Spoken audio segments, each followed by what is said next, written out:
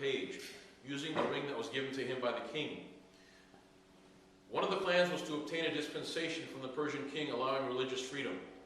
Vartan tells Vasak, you go and get that letter, and from there on I will do anything you tell me. Here we see a great deal of trust in Vasak. Vartan and Vasak were close friends and remained so to the end. They never said any words to degrade or offend each other ever. Vartan needed Vasak and Vasak needed Vartan to complete all of each other's plans. They fully collaborated.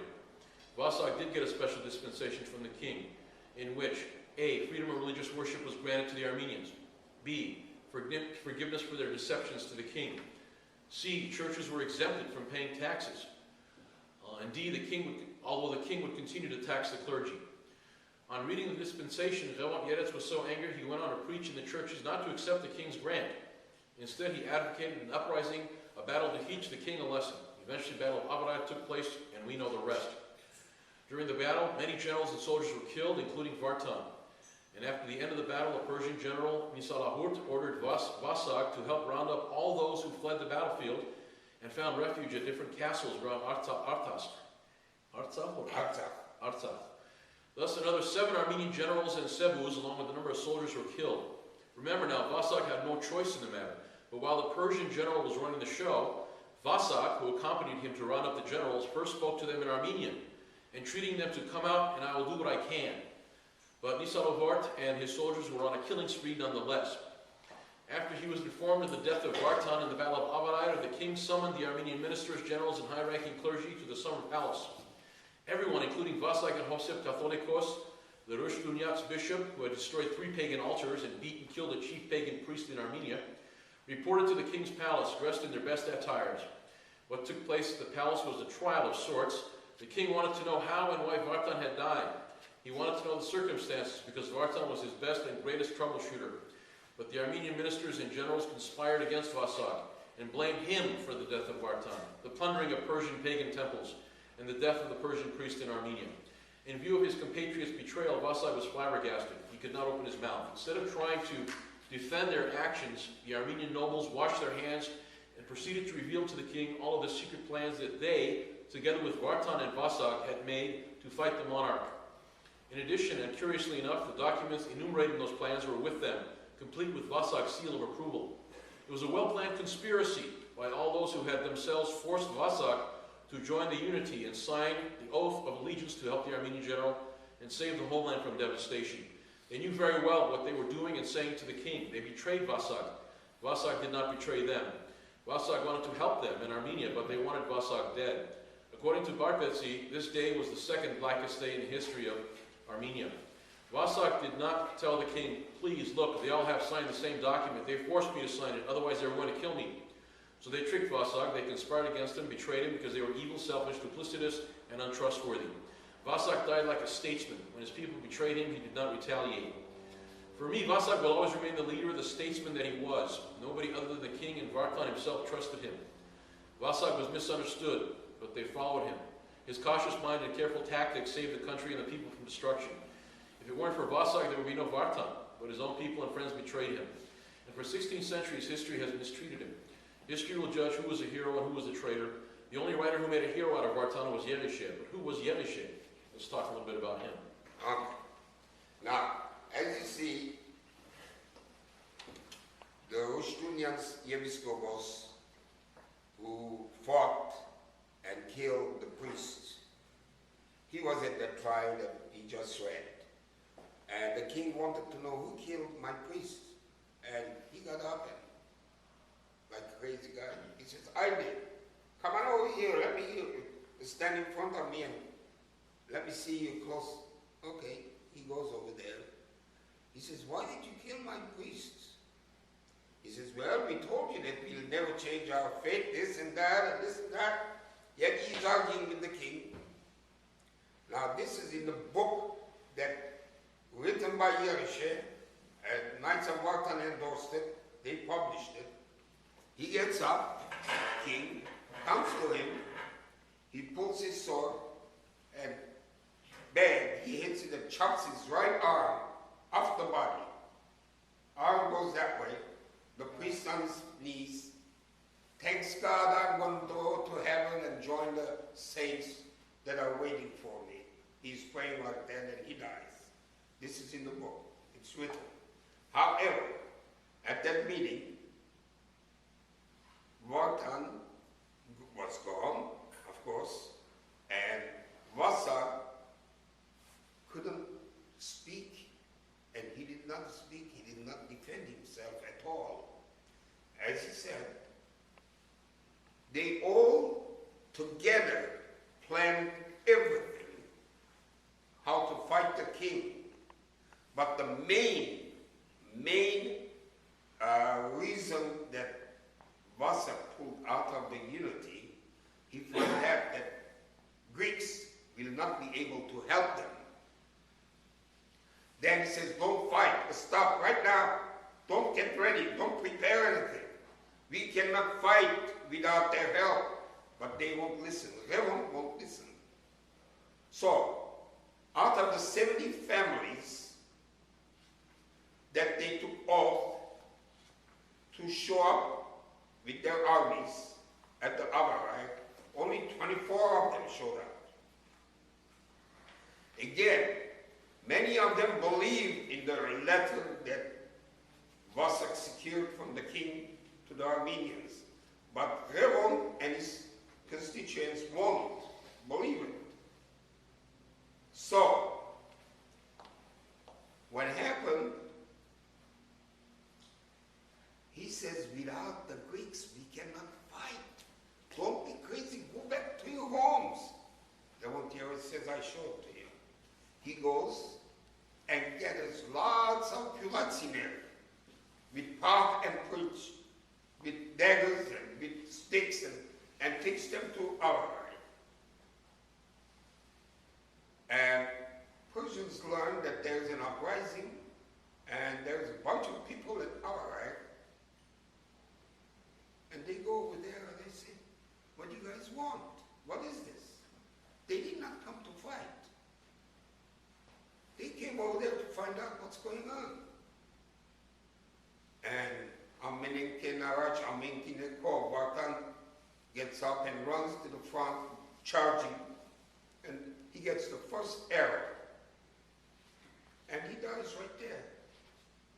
And once they saw that Vartan is down, those big, brave Pesa of Vartan and his brothers and all the other fighters that they're supposed to fight, they fled. They left the Vartan's body on the field.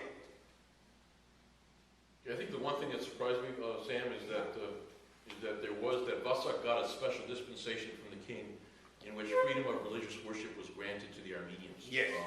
Now, is this in Yerishe's version as well? Is this, yes. Is this agreed upon by everybody? Yes. This is a historical fact? Yes. Okay.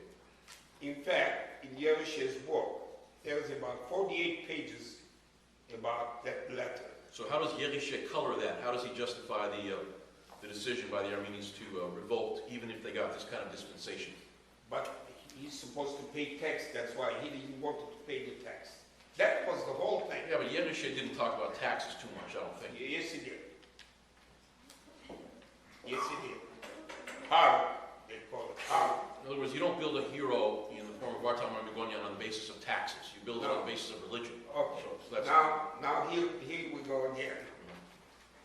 Please read the letter from the last letter. Okay.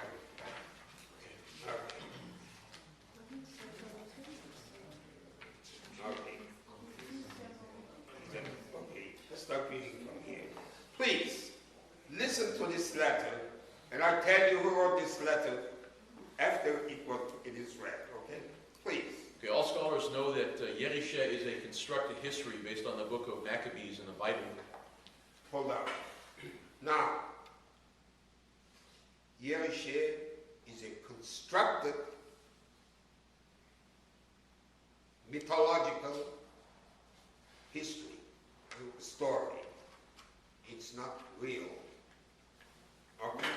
Continue. Based on the book of Maccabees in the Bible. The book of Maccabees was trying to raise patriotism amongst Jews as the Romans destroyed their independent state.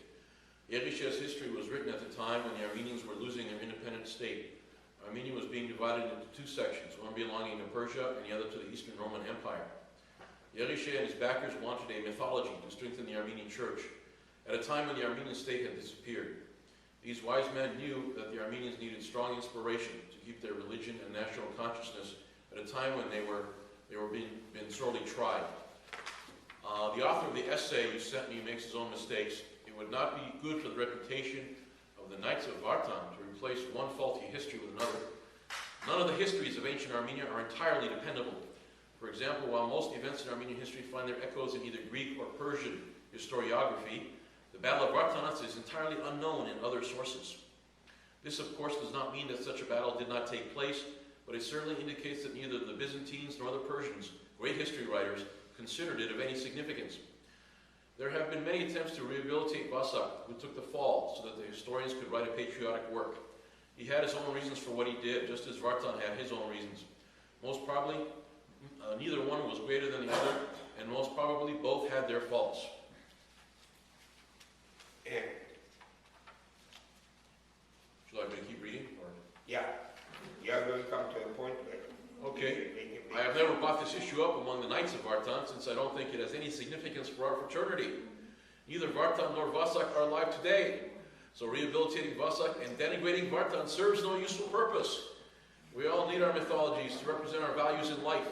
I'm sure that George Washington probably chopped down the cherry tree and lied about it.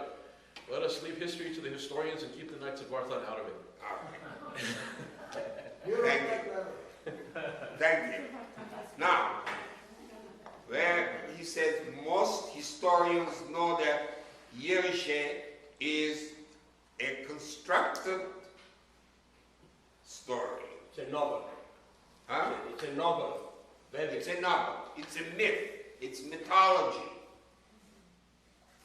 This Yerishe, which they say that it was written 11 years after the Battle of Avarai, in other words, 462, it is not written in 462.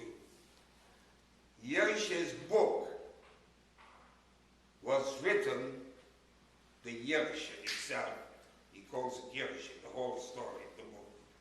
It was written after 1450. 1450. There's a big gap in between. Almost 1,000 years. There's a big gap over there. 14th century. Well, we don't know that. How do we know 14th that? century. How do we know that? Yeah, how do we know that? How do we know that? Dr. Kensham a while ago said, lots of people, they don't put their kids' name or Vasak and this and this and that. If you find any history written between 460 and 1450, bring it to me. There is nothing, nowhere, any writer, any historian, any poet written anything about Vartan. From there to there. I thought somebody wrote something in the 900s, Arsvuni perhaps, or something like that. And they apologize for that too, for publishing it. Because there was nothing written about Vartan. Because there was no Vartan at that time. At what time? At what time? At the 451. There was no Vartan at 451? No, Vartanants never took place. Please, the book, the historians prove this. This letter that we read to you, the man is the head of the Armenian studies in a state over here. He is the head of the Armenian studies in this country.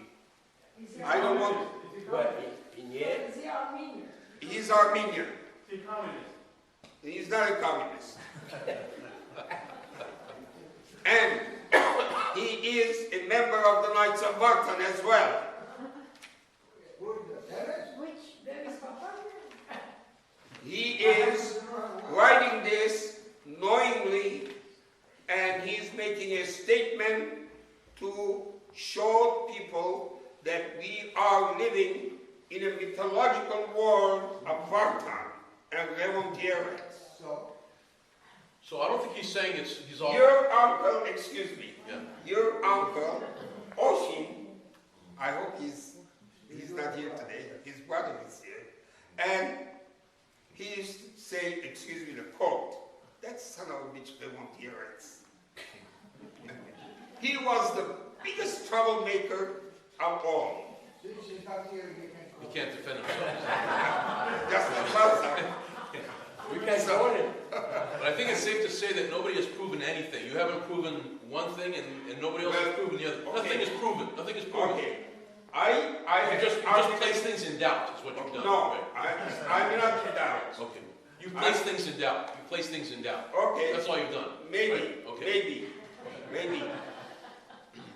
About 4 or 5 months ago, I had a guest in my house who is well-read historian, He is what?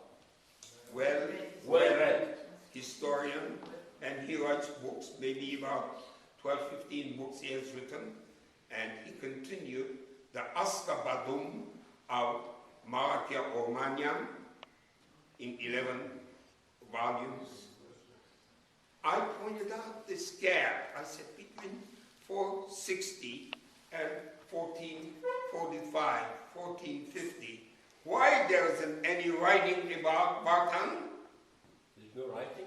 Even Moses Vartanants didn't say nothing about it. Vartanants did not see or hear. He wrote what they told him. Yeah, he did not write by first-hand knowledge or research or anything like that. This man that I'm talking about, he says, I'm going to make a research and I'm going to find out whether you are right or wrong. This was 6, 7 months ago. And up to now, he did not come up with any answer. There was no Vartan to write about at that time. This book, this Vartanants Bakmutyun, was written this way. Please listen carefully. Around 1440, 1450, the church attendance in Giligia was very low, dangerously low. 6, 7 people were attending church. Because Catholicos in Armenia, Armenian Heights, Catholicos was dead, and they wanted the Giligia Catholicos to go over there, take over. And he says, I'm too old. He refused. He didn't go. The church was in a terrible shape. So they said, we got to do something. We got to find a way to bring the people back to church. And they came up with this idea. Let's create a hero. How about those taxes you talking about? I appreciate your humor, but talk to me personally a little later. No, but he's making a good point. He's making a good point. He's saying there's a kernel of truth in this story, which you believe in firmly. You believe that the taxes was a real issue. Yes. And you believe there was a Hemogenes. Yes. So you believe in some aspects of the story. All of it. Okay, so if we're going to believe in some aspects of the story, then why would you completely say there was no Vartan Mamigonia? There was. Mythologically, there was. If somebody writes a hero, like, would you believe that there's a Robin Hood? Okay, so some of it is fact-based, you're saying. Some of it is based in fact. But then part of it is sort of apocryphal. It's Okay. something that was just kind of inserted later. I talked to a novelist. He says, novel writing permits the writer to take real places, real persons, real locations and this and that, and they can use it in their novel to make it more believable, more factual. Okay. And this is what has been done over here. Let me ask the audience, if you don't mind, to begin.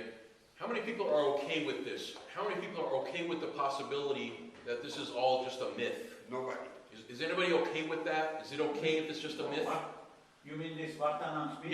Yeah. Is it okay with you if it's just a myth? Okay. Okay. And the myth serves a useful purpose for Armenians? Sam, Yes. why you are not mentioning that in Persian historical archives, there is no mention of Arai battles? It was so small, it's got nothing, you know. Why you don't tell it that one? You tell him, you tell him. Because there's no measure, because my cousin, she's well-educated lady, you know, she lived in Canada.